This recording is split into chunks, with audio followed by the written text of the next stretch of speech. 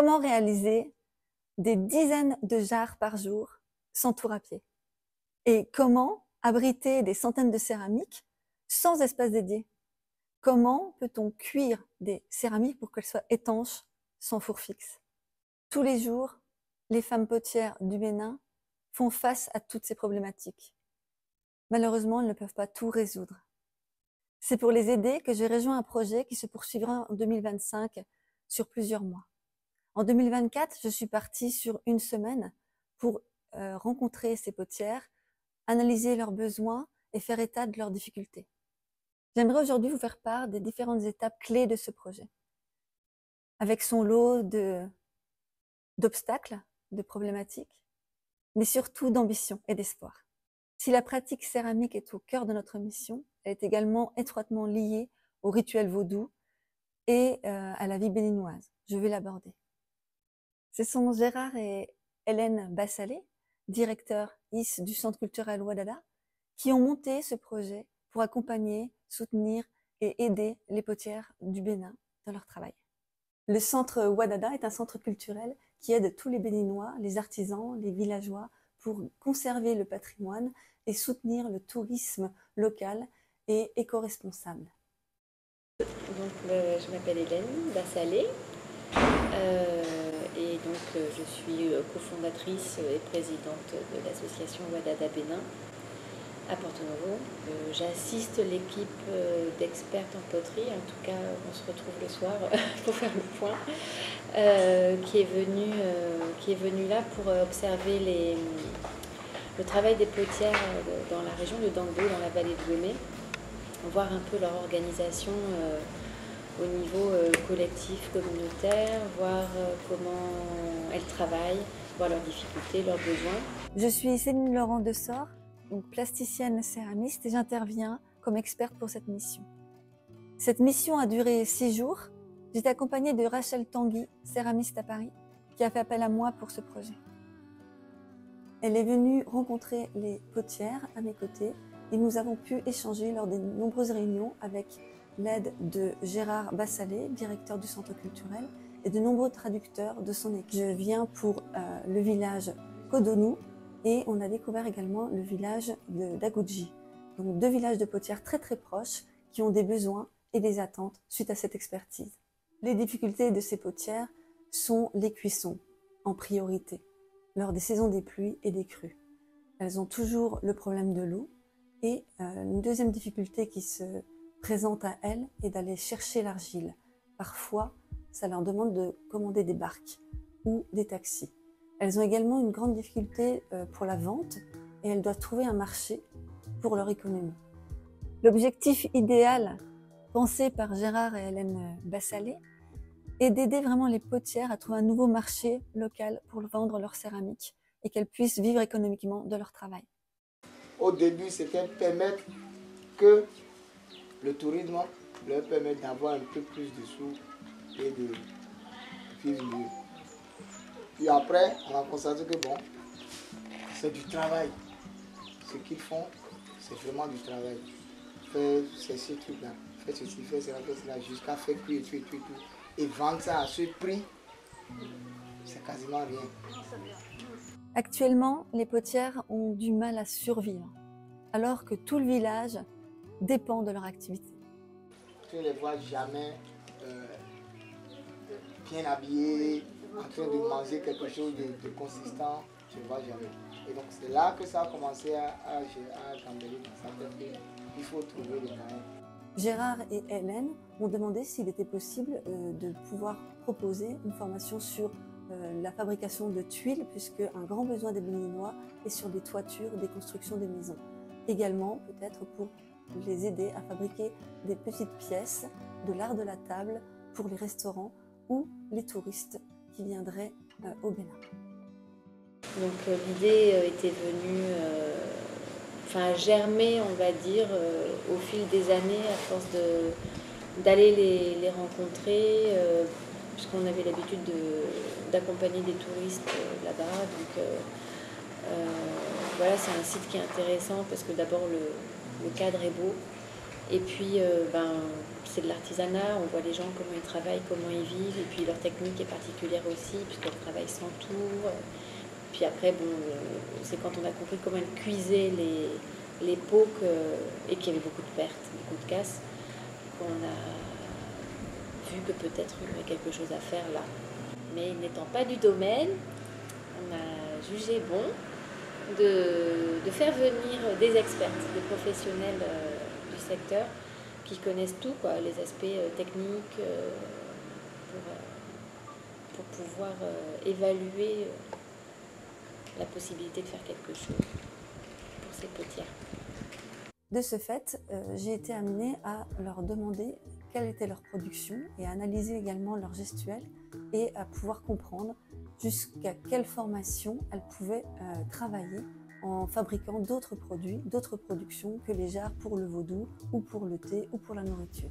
Je suis partie en 97 au Nigeria dans un village de potières. J'accompagnais un céramiste pour un projet artistique, Thibaut Chaguet, et je suis partie de mon côté dans un village par la suite pour connaître les cuissons primitives.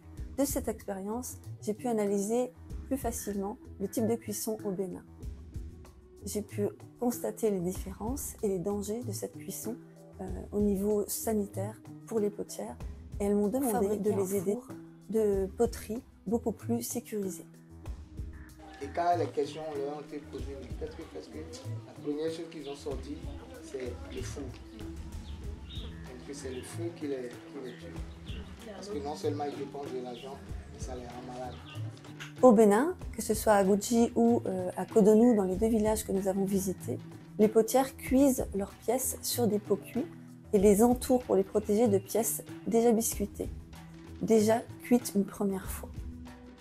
Pour le travail des jarres des potières du Bénin, leurs poteries sont cuites entre 900 et 950 degrés. L'étanchéité est encore assez faible, donc ça demandera un travail de polissage un peu plus prononcé.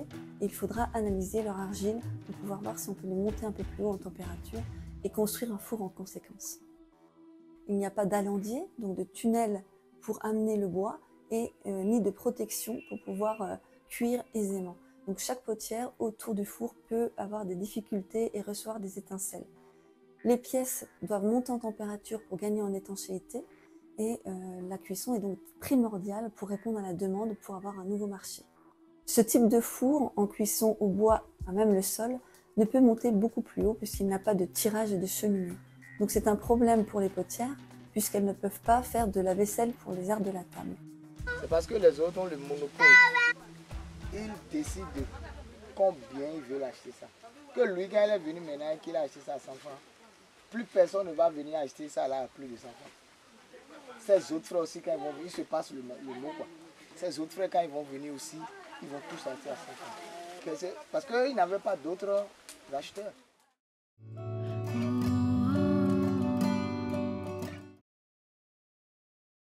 Le premier jour, nous avons visité toutes les places vaudou qui ont été rénovées par l'expert Gérard Bassalet sur Porto Novo. Il nous a expliqué l'importance de toutes les céramiques qui font partie des rituels et des offrandes. Ça, c'est la place, j'imagine. D'accord. Il peut y avoir des arbres sacrés comme ici, etc. Il peut y avoir des petits temples un peu partout. Il peut y avoir le legba, ouais, etc. Maintenant, tout autour du couvent, les gens ils construisent leurs cases. Ouais. Ils construisent leurs cases tout autour. Et la ville est structurée comme ça. C'est ça la place là-bas. Ici c'est un temple de la divinité du serpent. Ouais, encore. Là c'est les Zambétors. Et ici c'est le Legba qui protège ici là. L'après-midi, nous sommes partis dans les deux villages de potières, Cotonou ainsi que Agoudji. Nous avons rencontré le chef de village et le chef d'arrondissement pour nous présenter et surtout expliquer notre venue pour notre mission.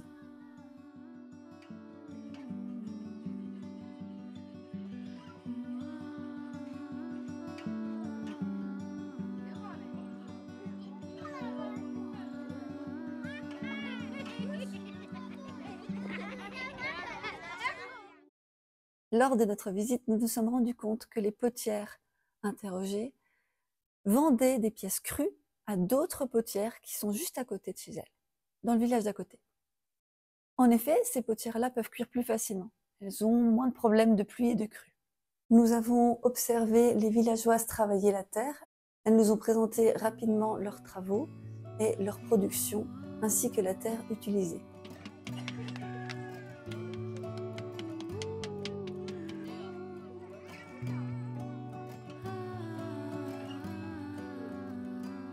Ils nous ont présenté des jarres pour le thé, des bols pour les cérémonies, ainsi que pour les offrandes vaudou. Nous avons eu également comme exemple les tirelires de fabrication pour les offrandes. Les potières cuisent leur poterie sur des aires de cuisson où elles construisent à partir de pots déjà cuits, fissurés, abîmés, qu'elles vont réutiliser pour pouvoir construire leur four, comme des briques les unes sur les autres. Elles ont des aires de cuisson de différentes tailles, selon la taille des familles de potières. Elles travaillent de mère en fille, de génération en génération, et elles se passent leur savoir-faire. Ces aires de cuisson sont nombreuses dans les villages.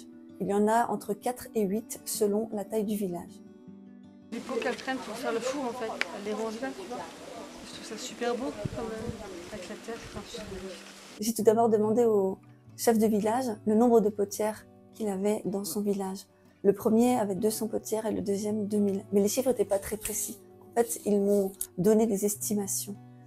J'ai alors observé autour de moi le nombre de maisons, de cabanes, de cases où les potières travaillaient. Et nous avons essayé de faire une analyse avec les données du chef de village et ce qu'on observait sur place.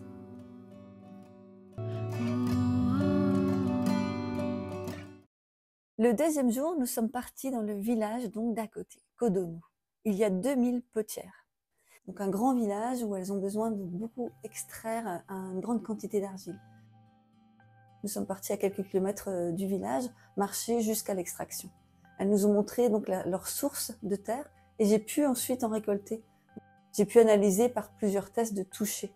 Donc si l'argile était grasse, savonneuse au toucher ou si je pouvais l'enrouler ou faire le test du cigare ou du pont.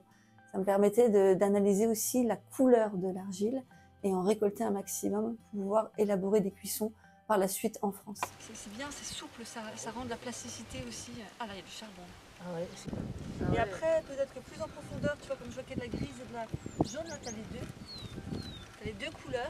ouais. Et je pense que la grise plus en profondeur, elle risque de cuire plus haut. Il faudrait que, tu vois, que je la mélange pas, que j'essaye de prendre que de la grise. Regarde, là, tu as beaucoup d'ocre, là. Ouais, elle est moins souple là. J'ai demandé au chef de village, pour ne pas perturber leur rythme, de pouvoir rencontrer ces potières à un moment opportun. Village, on appelle mon village Codonou. C'est ici, il y a l'agir pour faire les canaries, au moins pour faire une autre chose, pour vendre ça. Il y a les personnes, il y a les dames qui quittent à Gondi pour venir acheter ça. Nous nous sommes réunis à midi avec toutes les potières qui étaient disponibles. Nous avons pu discuter et analyser ensemble quelles étaient les priorités de ces femmes par rapport à des besoins vitaux. Ces échanges ont été facilités par la présence de Yann San, qui traduit tous les dialectes des potières. Il travaille pour le centre culturel Wadada.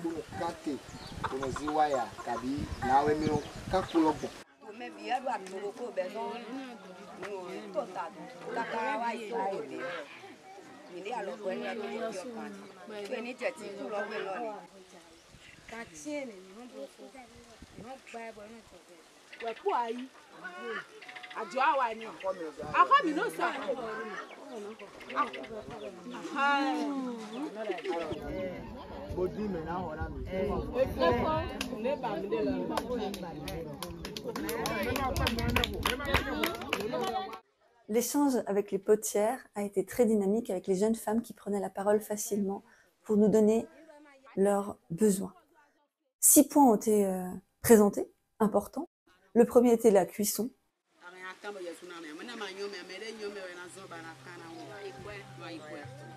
Un problème de four, de feu. Elles avaient vraiment besoin d'aide sur ce point-là.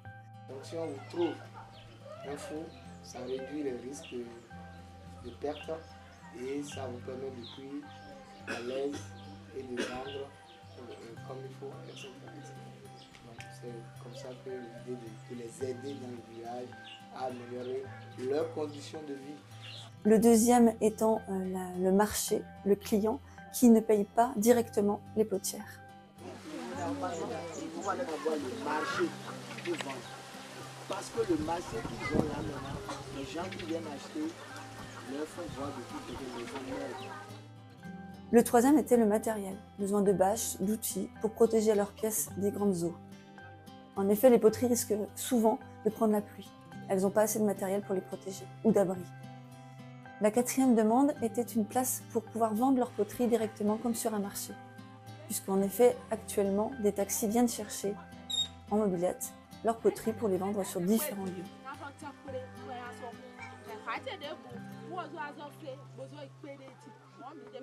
Elles souhaiteraient vendre elles-mêmes leurs pièces pour avoir aussi des prix corrects. Donc leur cinquième point de demande était un prix équitable par rapport aux autres villages de potiers.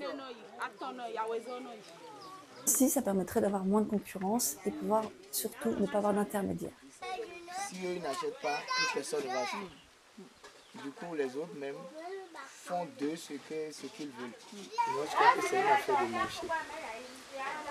C'est une affaire de marché. Je crois que eux-mêmes là, elles-mêmes qui font le pot, ne sont pas sortis pour aller chercher le marché.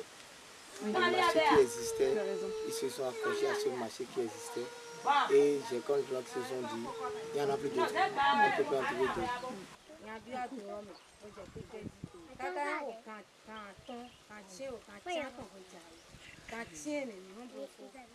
Le sixième point était une demande de formation. Les potières aimeraient apprendre à travailler les poteries beaucoup plus finement, plus grandes ou plus petites, comme les arts de la table, pour faire de la vaisselle, assiettes, bols, tasses, et surtout plus étanches.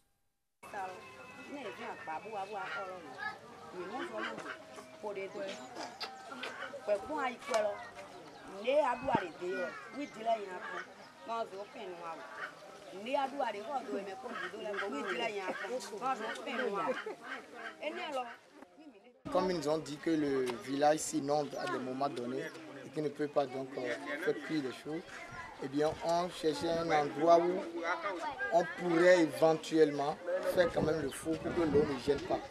Et ils nous ont amené ici pour dire cette église par exemple, quand ils l'ont fait, ils l'ont bâti, ils ont remblayé jusqu'à une hauteur et ça fait que vous voyez le niveau de l'eau.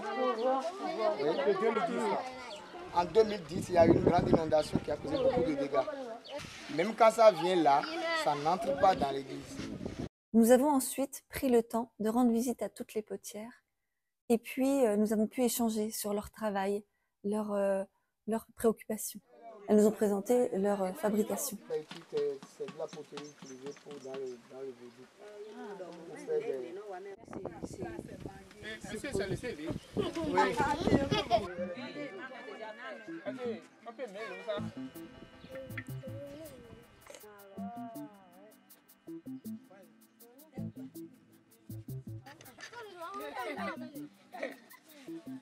Donc, elles ont travaillé principalement avec de la terre très souple, elles ont foulé au pied, elles ont rajouté du dégraissant pour que l'argile soit résistante au choc thermique lors de la cuisson et moins collante. Elles fabriquent les jarres à partir de colombins légèrement aplatis et tournent autour de la pièce. Chaque potière travaille devant son foyer et a un petit espace pour pouvoir conserver toutes les poteries fabriquées lors de la journée. J'ai pu analyser leur travail de décor, de grattage et de finition des fonds des pots. Elles lissent avec un outil métallique et ensuite elles rajoutent de la barbotine pour terminer le fond proprement. Et après, elles viennent regratter avec un petit calebassier, c'est pareil que la rano. Hein. Non, c'est pas là. Elles font des décors vraiment spécifiques selon chaque potière avec un outil en bois gravé. Ainsi, elles peuvent signer leurs pièces et les reconnaître après cuisson. Elles ont peu d'espace et leur posture est difficile également à conserver toute la journée pour un travail de production conséquent. Du coup, tu as commencé ce matin tout ça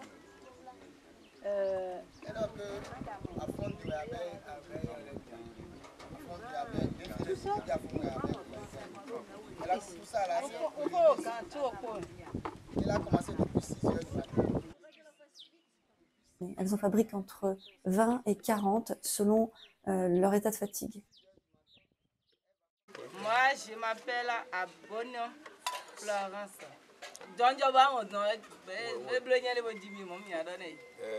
C'est-à-dire qu'elle est née, elle a vu sa maman. Elle faisait ça avant qu'elle naisse. Ah oui.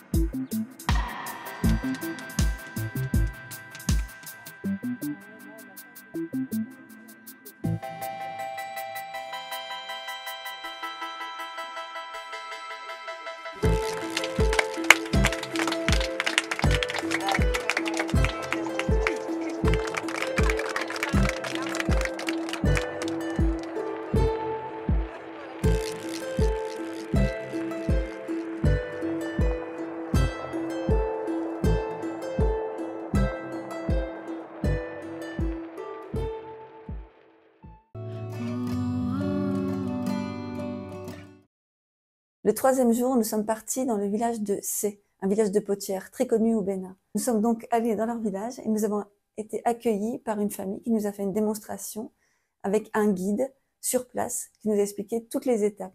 Donc, et aussi ce qui a poussé à développer le métier, c'est parce que comme les hommes sont dans le champ, dans l'après-midi, la femme prépare, elle fait la cuisine, donc elle a besoin des pièces pour faire le transport de la maison jusqu'au champ. Par exemple de l'eau, il faut avoir de la jarre pour mettre de l'eau dedans, pour aller vers le front. Et ça fait que à chaque fois on a besoin des assiettes, des marmites, des jarres pour conserver de l'eau. Donc ceux qui sont dans des villages voisins, qui ne savent pas fabriquer, nous on fabrique et eux viennent acheter. Donc c'est devenu quelque chose de commercial et puis ça a évolué ainsi. Aujourd'hui maintenant on a fait encore d'autres pièces que nos parents ne faisaient pas. Par exemple le pot de fleurs, les pièces de décoration. On va chercher l'argile à 5 km d'ici. C'est au bord d'une rivière. On a 3 types d'argile. Argile noire, argile blanc et argile rouge. Mais l'argile rouge contient du fer. On mélange les 3 types d'argile pour travailler. Si on revient à la maison, on laisse ça se sécher sur le soleil. Et on ramasse ça dans un jar. On rajoute de l'eau sur ça et ça devient une pâte. On va tamiser la chamotte et mélanger avec l'argile pour que à la cuisson ça tienne. Parce que ici on n'a pas de four pour contrôler la température.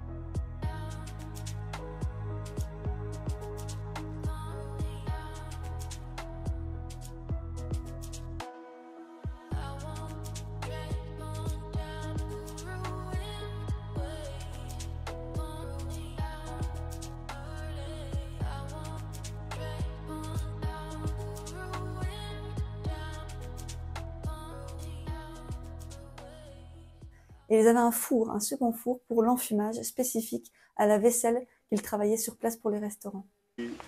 L'ouverture là, ça permet de faire entrer et un peu d'air pour que la fumée puisse tourner autour des pièces là.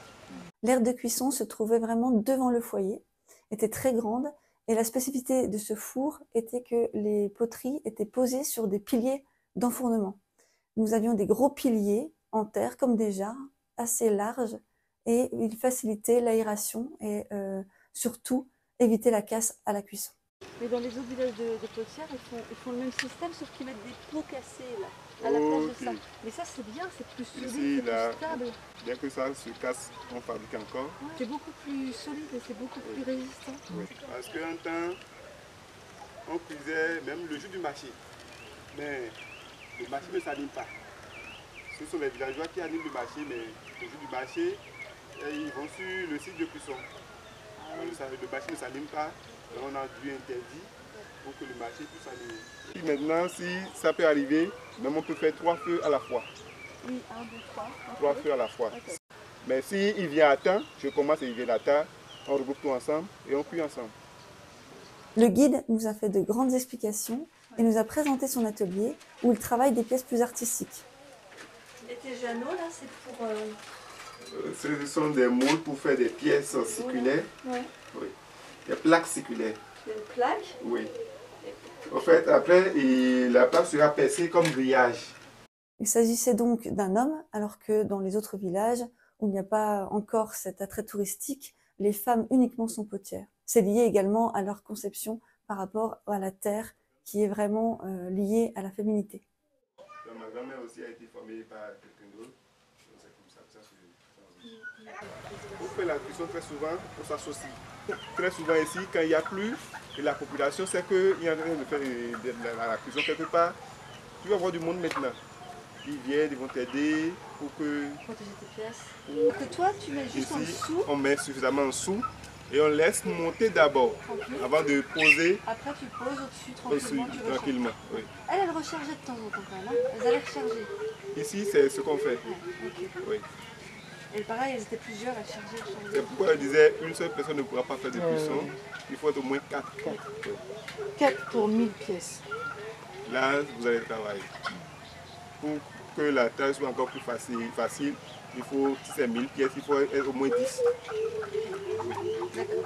Très bien. C'est des super informations. Et donc, c'est sur la tête, on te charge avec 10 pièces et tu viens déposer, tu retournes encore, prends 10, jusqu'à ce que les 500 ou bien les 400 pièces que vous voulez faire cuire finissent. Donc, on travaille toute la journée. Et donc, après avoir fait le trajet, maintenant, il faut encore disposer.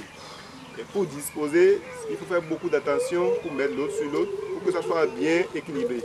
Sinon, après, tu peux disposer et tout casser. Donc, ça demande beaucoup de travail. Et après la disposition, maintenant, il faut mettre du feu. Et après la cuisson, il faut encore les détaler pour que ça se refroidisse, pour que vous les ramenez à la maison. Plus de 200. Oui. Maman, elle est potière, les enfants aussi sont des potières, vous voyez. Donc, plus de 200, disons 300. L'avantage de ce village, c'est qu'elles ont toutes leur foyer de travail à côté du marché. Elles peuvent vraiment déplacer leur poterie directement sur le marché et les laisser sur place. Et nous avons pu aller, du coup, en traversant la route, tout simplement, voir le marché où elles vendaient toutes leurs pièces.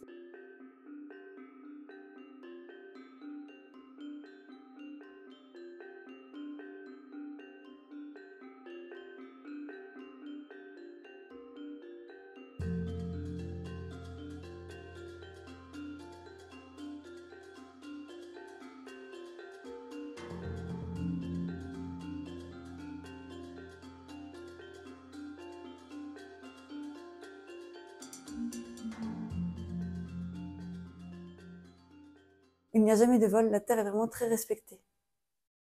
Nous sommes dans un pays de Vodou et la terre c'est un dieu et on ne vole pas la terre. Un peu plus loin, dans le village de Cé, se trouve un four construit à l'occidental. Donc un four en briques avec une armature métallique. Après avoir mené des recherches, nous comprenons que ce four est le résultat d'un projet réalisé par les Canadiens il y a plusieurs années. Ils ont voulu aider les potières à cuire en plus haute température, en construisant un tel four dans le village. Cependant, plusieurs problèmes font que le four est aujourd'hui obsolète. Il est inutile. D'abord, il y a eu des querelles pour son utilisation car il est trop petit pour répondre aux besoins de toutes les potières du village à la fois. Ensuite, il a été accaparé par une seule céramiste qui refuse l'accès aux autres. Enfin, les potières n'ont pas les connaissances pour entretenir ou réparer un tel four. Il s'est donc dégradé au fil du temps. Ce projet peut être perçu comme un contre-exemple du nôtre. En effet, je ne serai pas la première à travailler sur des demandes de construction de fours pour des potières en Afrique. Il y a Michel Cardiou dans les années 50 qui a déjà eu ce genre de demande au Nigeria. Et puis, il y a eu également tout le travail de Camille Viro avec tous ses collègues, Daphne Corrigan, Thibaut Chaguet, qui ont travaillé sur les reportages en Afrique et la vie sur leur production. Le travail de cuisson est exceptionnel et il ne faut pas vouloir absolument venir rapporter une méthode que l'on fait nous avec des méthodes qui ne correspondraient pas pour les Africaines qui ont des rituels, pour les potières qui ont des habitudes et qui ont des besoins. Elles doivent en effet vendre rapidement, elles doivent faire sécher rapidement. Dès le lendemain de la cuisson, elles défournent et elles vendent sur les marchés. Donc il faut s'adapter à leur vrai rythme de vie et leurs besoins économiques. Et puis surtout, elles ont un véritable talent avec leurs matières premières, avec une argile qui fonctionne bien, et puis un savoir-faire de cuisson. Malheureusement, elles ont des problèmes de santé, des problèmes physiques qu'il faut aussi aborder. Elles m'ont demandé d'éviter que ça les brûle à l'intérieur, d'éviter que ça leur fasse du mal. Donc, on va essayer d'améliorer leurs conditions en faisant peut-être des voûtes de fours différentes, en faisant des fours fixes. On va proposer plusieurs projets, mais certainement pas apporter un projet d'un four énorme à l'occidental avec des briques, du métal, des sols, des étages qui ne correspondraient pas, qui seraient beaucoup trop longs à cuire au niveau de l'inertie, au niveau des rayonnements et au niveau de la consommation de bois. Il faut penser aussi au niveau de l'écologie et surtout de ce qu'ils ont sur place. Le 4e jour, nous sommes partis en ville à Porto Novo découvrir le travail de potières plus citadines. Elles étaient seules ou en famille, en tous les cas pas en communauté avec un grand village de potières. Les divinités vaudou, les dieux vaudous sont représentés beaucoup par la terre, c'est la terre, les éléments naturels, c'est le vaudou en fait. Quand on parle de sorcellerie, ça n'a rien à voir. Comme vous prenez les jumeaux, vous voyez c'est l'arche, c'est la poterie. Et différentes sortes de peaux. Et on a eu la chance de voir ça chez des potières même, qui étaient en train de les fabriquer, de les faire. Vous voyez, elles n'étaient pas sacralisées, ces poteries-là. Donc, au fait, je crois qu'il y a un marché comme ça qui existe, qui échappe au marché, c'est-à-dire, si tu veux, le capitalisme, tout ça, l'exotisme, tout ça. C'est précisément un marché local. Nous avons rencontré une potière qui a été formée au tour à pied. Elle l'a modulée pour que ses enfants puissent l'aider avec une manivelle et elle peut travailler sur des arts de la table et créer beaucoup d'assiettes ainsi que des jarres vaudou. C'est les jarres de vaudou. C'est un jarre vaudou qu'on appelle gozin. C'est pour ça qu'il y a des signes. Le vaudou, c'est le vaudou de la richesse et en même temps le vaudou de l'infini, de l'éternité, parce que ça représente aussi l'arc-en-ciel. Dans vaudou, c'est pour les vaudou. C'est comme ça là. C'est ça, c'est ça. Ouais.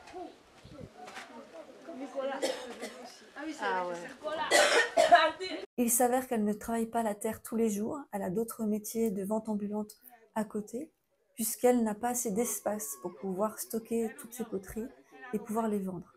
C'est là tout le problème d'être en ville dans une petite communauté. Elle dit qu'il y a un produit qu'elle achète aussi, et elle prépare des coctions, voilà, liquides. Elle prend, une fois que la jarre est cuite, chaude, elle prend avec du bois ou quelque chose, elle trempe là-dedans. J'étais intriguée de savoir comment elles pouvaient cuire dans des espaces aussi restreints. Elles ont construit des murs de terre et au lieu de travailler à ciel ouvert, elles ont une sorte de voûte de four, donc un emplacement fermé avec le toit, la toiture qui reste ouverte. Ces fours sont intéressants car ils correspondent à des fours fixes, sauf qu'ils ne sont pas fermés sur le haut et les femmes potières du coup mettent des végétaux assez frais pour étouffer la cuisson afin de la faire durer un peu plus longuement et que ça ne brûle pas trop vite par les grands coups de vent. Il y a quelques embouchures sur les côtés, des ouvertures qui ressemblent à des foyers. Les potières travaillent seules ou à 2 ou 3 si elles sont en famille autour du four. Mais une seule peut suivre la cuisson puisqu'il est très petit. C'est la coopération. C'est ça. C'est un super beau symbole. Ça, par exemple, je vais demander c'est quoi ça là.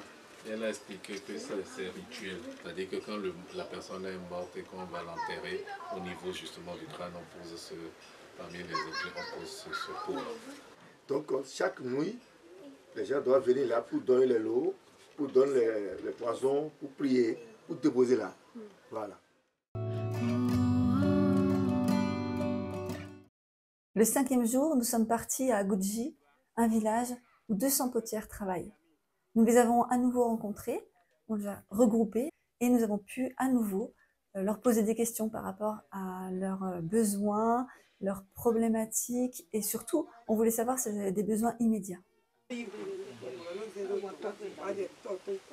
Au fil de nos discussions, elles nous ont présenté l'aire de cuisson. Elle est beaucoup plus en hauteur et du coup ne craint pas les pluies fortes, en tout cas les crues. Ce qui était intéressant, c'est qu'elles ont la possibilité de cuire beaucoup plus que le village d'en dessous. Elles ont du coup plus de cuissons plus récurrentes lors de la saison des pluies. Le village en dessous n'en fait même pas une par mois, alors que ces potières-là à Dagudji, elles peuvent en faire une par semaine, voire 2. Elles ont 8 aires de cuisson environ pour 200 potières et elles peuvent travailler régulièrement. Elle nous a raconté un peu leur quotidien dans le travail de la terre, de l'argile, de la récolte. Donc elles commencent par aller chercher l'argile en allant sur un tricycle, puis en barque, et elles vont chercher très très loin la terre. Donc elles nous ont parlé de leurs besoins en outils, en houe, en pioche, et puis en bâche pour récolter. Donc de retour avec l'argile à l'embacadère, ils louent des motos tricycles qui leur transportent ça vers ici et ça prend 4 000. 4 000 Voilà.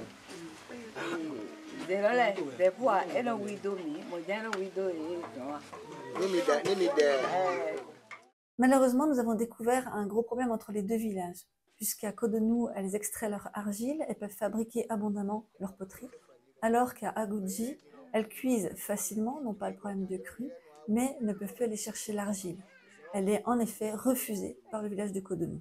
Arrive d'en acheter, il y a un bol qui représente la quantité, il y a des bols de 200, il y a des bols de 300. De nombreuses réunions étaient nécessaires pour que nous puissions découvrir toutes ces informations et surtout ces détails entre les deux villages.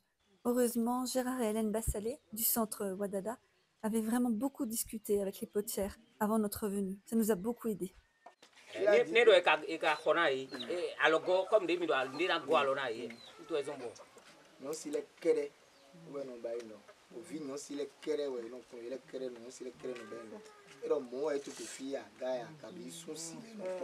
Les potières d'Agudji sont donc obligées de se déplacer à pied, d'aller acheter les poteries crues qui sont fabriquées par le village de Cotonou. Donc elles les achètent à Cotonou, elles les ramènent dans leur village et ensuite elles peuvent les cuire. Malheureusement, un autre problème, c'est que les potières d'Agudji vendent très cher les poteries qu'elles ont cuites.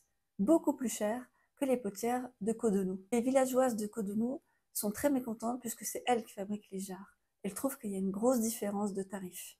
Il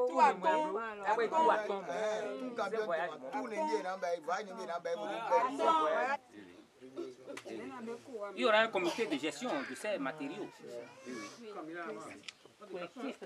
Déjà fait le feu. Ok, c'est un peu leur paiement. Voilà, leur compensation, on les dit.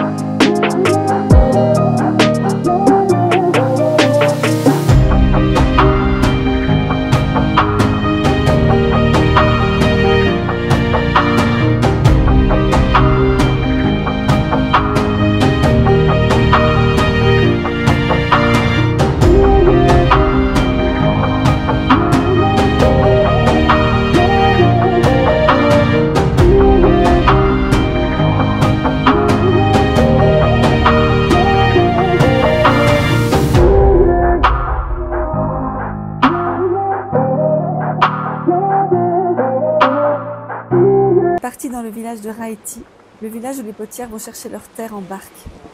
Le voyage était vraiment très long et fastidieux. En effet, prendre de l'argile dans les barques, c'est quand même dangereux. Sur l'eau, elles peuvent chavirer, ça peut basculer. Donc c'est vraiment difficile pour les potières d'aller tout le temps, toutes les semaines, chercher leur argile. Ça nous a permis de constater comment elles allaient chercher la terre sur place, comment elles extraient l'argile et tous les outils nécessaires pour ce faire.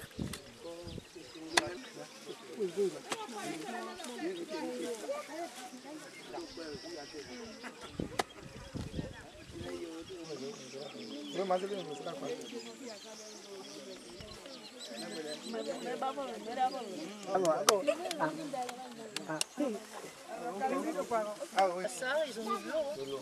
On en a 100 aussi.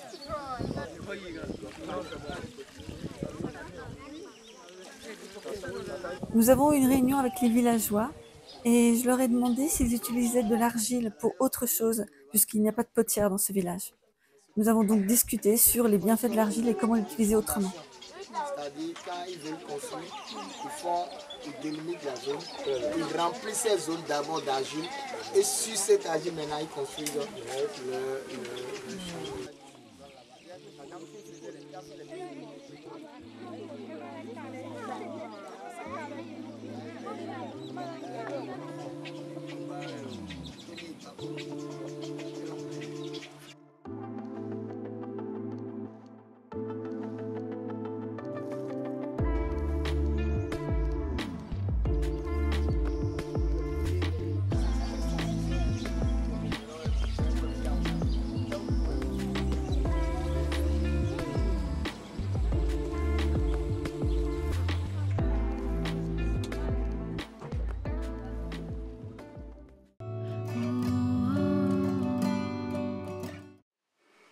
La 6e journée, nous sommes repartis à Agoji pour suivre une cuisson, donc de l'enfournement jusqu'à la cuisson finale. Nous avons vu le démarrage donc, de l'enfournement qui commence par la sole avec des pots cassés et des pots fissurés. La sole est accumulée en fait de pièces les unes sur les autres qui permettent de faire différents foyers tout autour de l'aire de cuisson. Ces foyers sont très nombreux, il y en a plus d'une vingtaine, sur une grande superficie.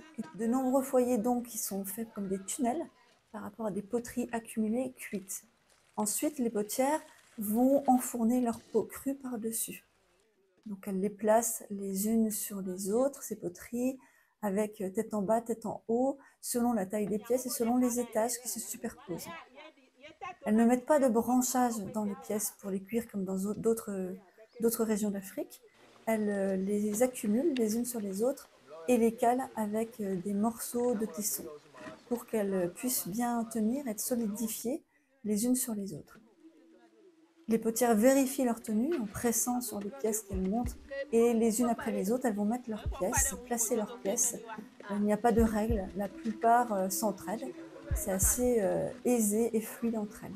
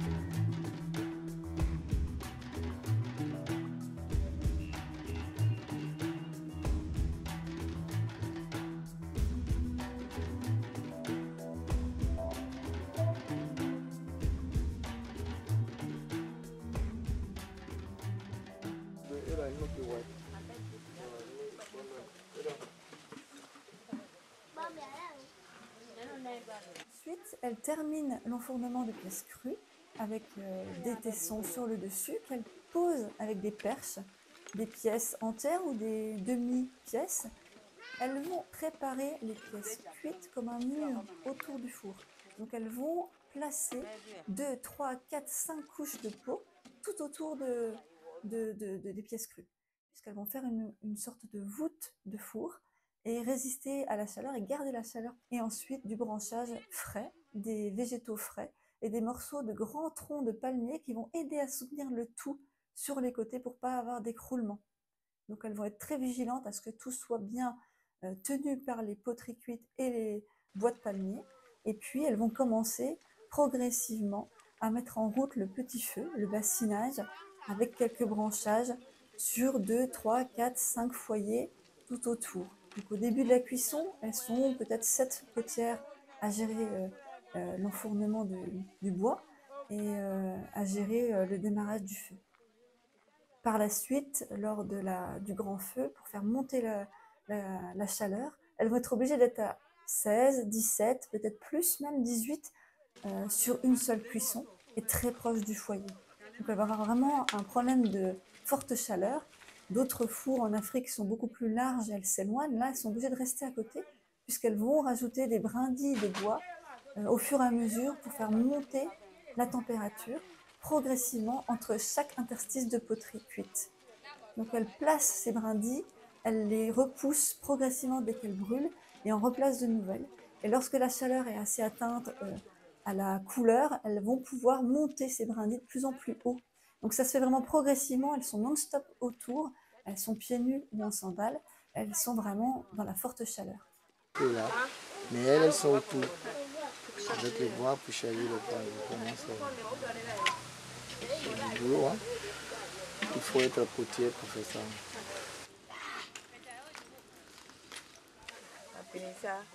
Après ça, il y a le grand feu.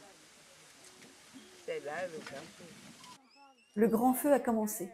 Elles peuvent aller chercher du bois régulièrement à l'entrée du village et rajoutent des gros fagots autour de l'aire de cuisson pour pouvoir prendre des petites brindilles dans ces fagots. Ainsi, la chaleur monte progressivement et d'une façon homogène.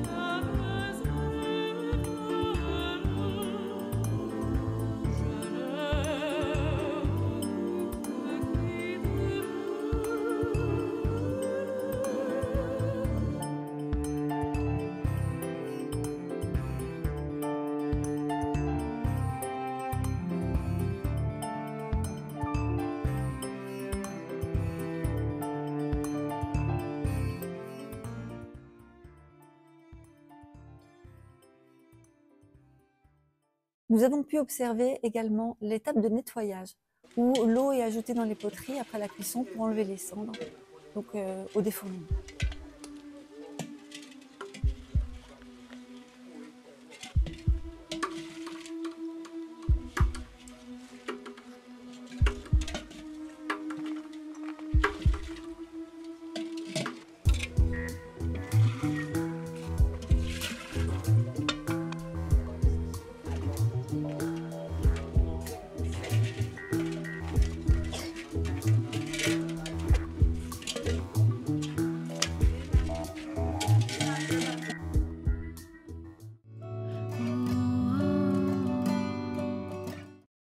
Pour clôturer ce projet, nous avons eu de nombreuses réunions avec Gérard et Hélène Bassalé, Rachel Tanguy, et nous avons discuté, évoqué les différents objectifs à venir pour soutenir les potières. Voilà, ça va être la suite, on va avoir différents projets, on ne va pas tout vous dévoiler maintenant, mais en tous les cas, ces projets sont riches entre eux, pouvoir peut-être faire des coopératives pour entraider les potières entre elles, entre eux, pouvoir peut-être créer des places rehaussées pour mettre à l'abri les pièces à sécher, ou à l'abri les fours pour pouvoir cuire sans humidité des crues. On va pouvoir aussi construire certains fours, mais peut-être des plus petits, individuels, ou un plus grand, avec des méthodes entre le torchis et la protection en dôme, ou le four fixe avec des ouvertures en foyer. Tout ça va se préparer avec diverses précautions à prendre et avec grandes discussions et échanges, tranquillement, avec les potières. J'ai l'immense chance d'être accompagnée sur ce projet par Hélène et Gérard Bassalé. Pourquoi? Parce qu'ils sont vraiment sur place. Ils sont au quotidien au Bénin, ils vivent là-bas, ils donnent tout pour les Béninois. Et donc ça, le fait de le savoir, le fait de l'avoir ressenti, ce projet peut vraiment fonctionner. Il fonctionnera dans le temps, il fonctionnera bien sûr dans le présent quand je travaillerai avec les potières, grâce à eux, mais il fonctionnera aussi dans l'avenir de ce projet. Parce qu'ils sont tout le temps, constamment régulés. Ils vont constamment surveiller, aider, accompagner et vraiment soutenir ce projet jusqu'au bout. Les argiles qui ont été récoltées dans toutes ces carrières où nous avons visité les points culminants des ressources ont été déjà un petit peu appréhendés sur place. Ensuite, je vais les analyser dans mon atelier par différentes cuissons. Et puis, j'ai également l'aide de Michel Catalino dans le laboratoire de géoressources pour les analyses concrètes de la composition des argiles. Est-ce que ce sont des élites, des smectites, des kaolinites? Et du coup, ça va définir également les possibilités, les différentes possibilités d'étanchéifier les pièces, de pouvoir les cuire autrement, de pouvoir construire des fours autrement. J'ai confiance en l'avenir de ce projet parce qu'il est soutenu régulièrement et surtout localement.